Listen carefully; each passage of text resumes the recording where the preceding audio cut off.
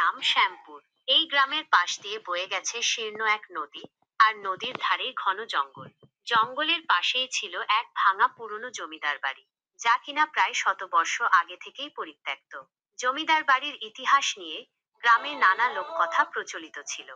কেউ বলত, শেষ জমিদার নাকি গুপ্তধনের লোভে এক সাধুকে হত্যা করেছিলেন, আর সেই সাধুর আত্মা নাকি এখনো সেই বাড়িতে ঘুরে বেড়ায়। আবার কেউ বলত, জমিদার বাড়ির ভেতরে নাকি এক অদৃশ্য সত্তা বাস করে, যা কিনা পূর্ণিমার রাতে অদ্ভুত আওয়াজ করে।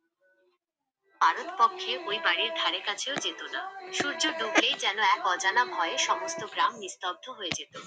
বিশেষ করে পূর্ণিমার রাতে যখন চাঁদের আবছা আলো গাছের ফাঁক দিয়ে জমিদার বাড়ির উপর পড়ত, তখন বাড়িটাকে আরো ভুতুড়ে মনে হতো।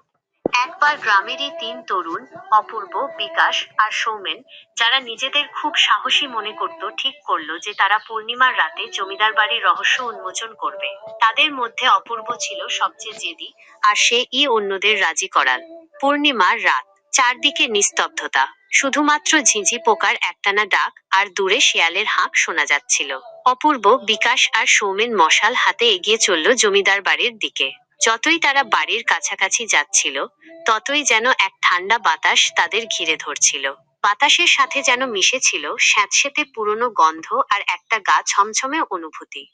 ভাঙা ফটক পেরিয়ে তারা বাড়ির ভেতরে ঢুকলো। চারপাশে মাকড়সার জাল আর ধুলোর পুরু আস্তরণ।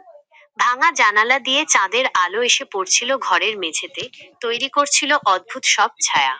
হঠাৎ করেই একটা জোরালো শব্দ হলো, ধুপ। যেন কিছু একটা ওপর থেকে নিচে পড়ল। তিনজনেই চমকে উঠল। বিকাশ ভয়ে কাঁপছিল, কিন্তু অপূর্ব জোর করে তাদের এগিয়ে নিয়ে গেল।